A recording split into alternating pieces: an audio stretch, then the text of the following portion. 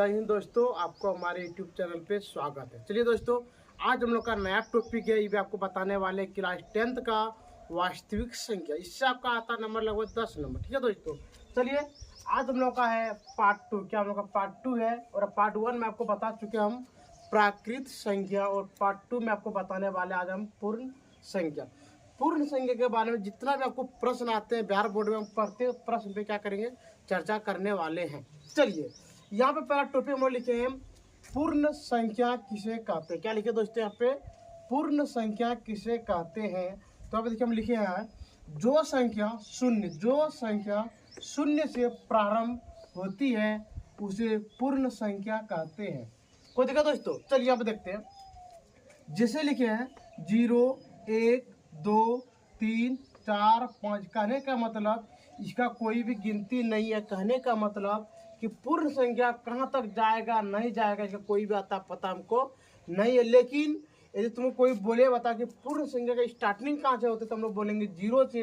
और बोलेगा बताओ अंत कहाँ पे होता, तो बोलोगे इसका कोई भी अंत नहीं है।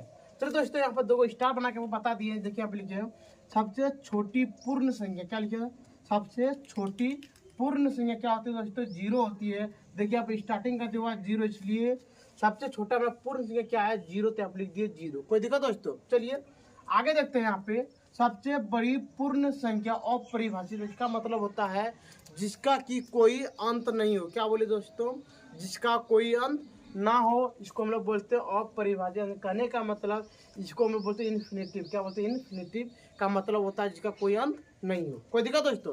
चलिए यहाँ पे देखिए हम दो को और स्टार लिखवा के बता दिए। यहाँ पे दिया है सभी प्राकृत संख्याएं पूर्ण संख्या होती है। क्या लिखा दोस्तों, यहाँ पे देखिए सभी प्राकृत संख्याएं पूर्ण संख्या होती है। इसके बारे में आप समझ लीजिए। यदि मान लेते यदि हम यहाँ से 0 मिटा दें, क्या लो दोस्तों, यदि हम यहाँ से 0 मिटा दें तो ये पूरा मेरा कौन संख्या हो गया, प्राकृत। क्या हो गया, प्राकृत संख्याएं। यानी कहने का मतलब यदि हम यहाँ पे 0 दे दे, यहाँ पे क्या बोले, यहाँ पे हम क्या दे दे, 0 दे दे, तो ये पूरा मेरा क्या हो जाता है, पूर्ण। क्या हो गया बोला, पूर्ण संख्याएं। यहाँ पे यही बोला कि बताओ यदि हम यहाँ पे 0 मिटा दें, क्या बोले दोस्तों, यदि हम यहाँ से 0 को मिटा दें तो क्या 1, 2, 3, 4 क्या मतलब पूर्ण संख्या होते हैं। तो हम लोग बोलेंगे बिल्कुल सही है। तो यहाँ पे देखिए दोस्तों, यहाँ पे लिखे हैं सभी प्राकृत संख्याएं पूर्ण संख्याएं होती है। कोई दिक्कत। आप नीचे में देखिए, यहाँ पे हम दे दिए 0, यहाँ पे क्या दे दिए दोस्तों, 0। और यहाँ पे बोला है सभी पूर्ण संख्याएं प्राकृत संख्याएं नहीं होती है। अब बताइए क्या दोस्तों, प्राकृत संख्या मेरा क्या 0 स्टार्टिंग होते हैं, नहीं। लेकिन यहाँ पे यही बताया कि यदि मान लेते हैं पूरा का पूरा 0, 1, 2, 3, 4 क्या है आपका प्राकृत संख्या है, तो हम लोग बोलेंगे बिल्कुल नहीं है। कोई दिक्कत दोस्तों। चलिए अब इसके बारे में हम लोग क्या पढ़ते हैं, एक दो प्रश्न बनाते हैं।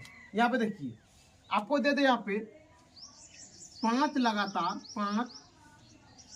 लगातार पूर्ण संख्याओं का योग। 5 लगातार पूर्ण संख्याओं का योग, संख्याओं का योग्यफल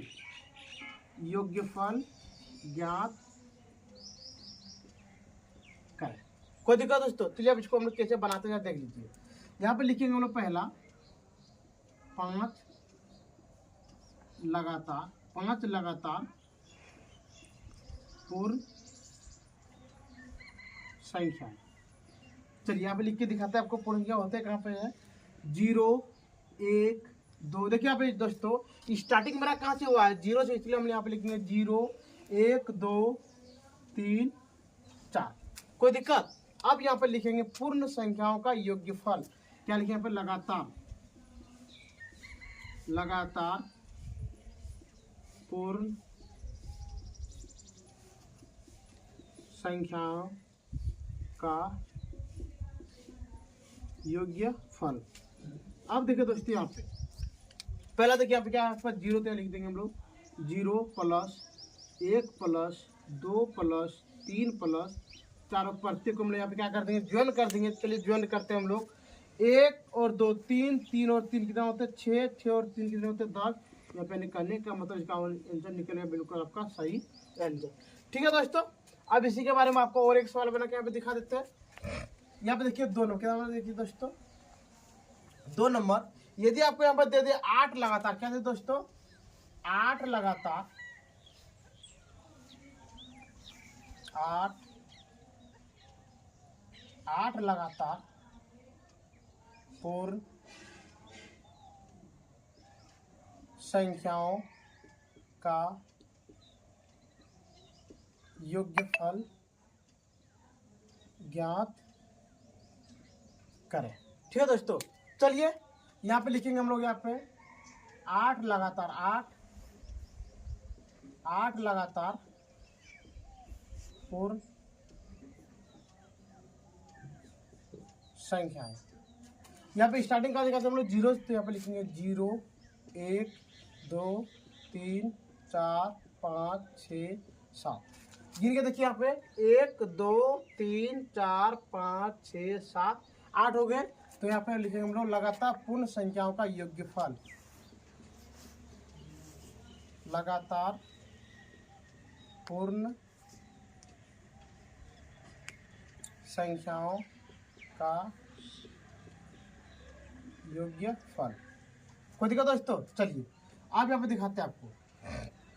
यहाँ पे सभी को क्या कर दीजिए, ज्वाइन कर दीजिए। यहाँ पे देखिए 0 + 1 + 2 + 3 + 4 + 5 + 6 + 7। अभी क्या करना, आपको ज्वाइन करना। चलिए इसको ज्वाइन करके देखते हैं हम लोग।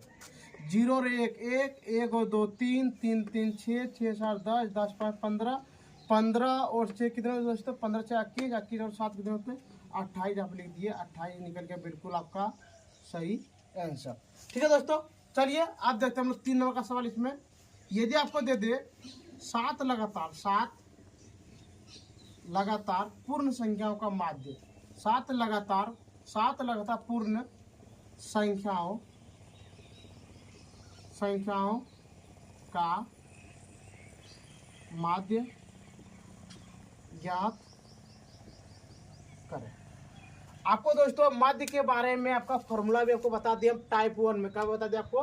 टाइप 1 में बता चुके हैं। इसका होता है, यहाँ पे देखिए, पहले यहाँ पे लिखे हम लोग 7 लगातार, क्या लिखेंगे?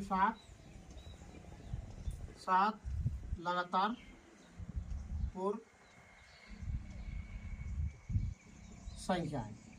देखिए दोस्तों स्टार्टिंग करते हैं। यहाँ पे पहले होता है 0 1 2 3 4 5 6। कोई दिक्कत? इसका एक फॉर्मूला होता है माध्य बराबर, यहाँ क्या होता है दोस्तों को? माध्य बराबर सभी संख्याओं का योग, सभी संख्याओं का योग्य बटे कुल संख्या। कोई दिक्कत दोस्तों?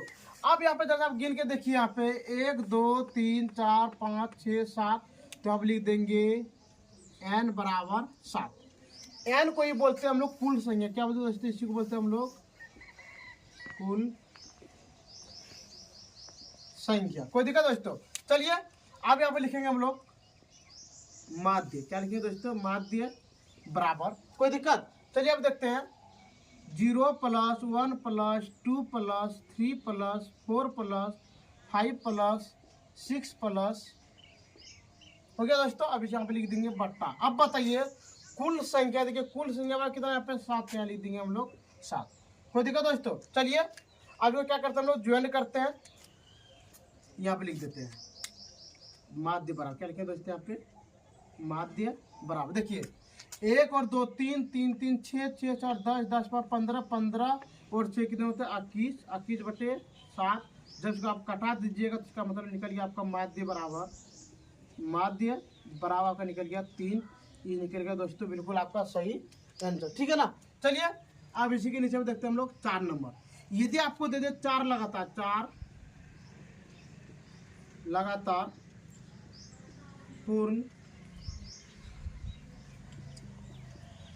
संख्याओं का माध्य ज्ञात करें। ठीक है दोस्तों, चलिए आप देखते हैं हम लोग इसको कैसे बनाएंगे। तो यहाँ पर लिखेंगे हम लोग 4 लगातार पूर्ण संख्याएं। देखिए दोस्तों स्टार्टिंग होता है 0 1 2 3। देखिए गिन के 1 2 3 4 हो गया आपका 4। तो यहाँ पे लिखेंगे हम लोग n बराबर, क्या लिखेंगे दोस्तों? यहाँ पे n बराबर 4। अब यहाँ लिखेंगे माध्य बराबर, क्या लिखेंगे दोस्तों यहाँ पे लिखेंगे हम लोग माध्य बराबर सभी संख्याओं का योग, सभी संख्याओं का योग्य बटे कुल संख्या। कोई दिक्कत दोस्तों? चलिए अब यहाँ पे लिखेंगे हम लोग माध्य बराबर, क्या लिखेंगे दोस्तों यहाँ पे माध्य बराबर। आप सबको क्या कर देना, आपको ज्वाइन कर देना। ज्वाइन करते हैं 0 1 2 3 बटे 4 क्या लिख दिए 4। कोई दिक्कत दोस्तों? चलिए अब यहाँ पे देखिए गिनते हम लोग करते हैं। यहाँ पे लिख देंगे हम लोग माध्य बराबर, क्या लिखेंगे दोस्तों माध्य बराबर 2 और 1 3 3 3 6 बटे 4 को कटा दीजिए तो आपको निकल गया 3 बटे 4। कहने का मतलब 3 बटे 4 निकल गया बिल्कुल आपका। 3 बटे 2 कितना होगा दोस्तों 3 बटे 2 ही निकल गया बिल्कुल आपका सही आंसर। ठीक है दोस्तों, आप इसका एक बार स्क्रीनशॉट ले लीजिए।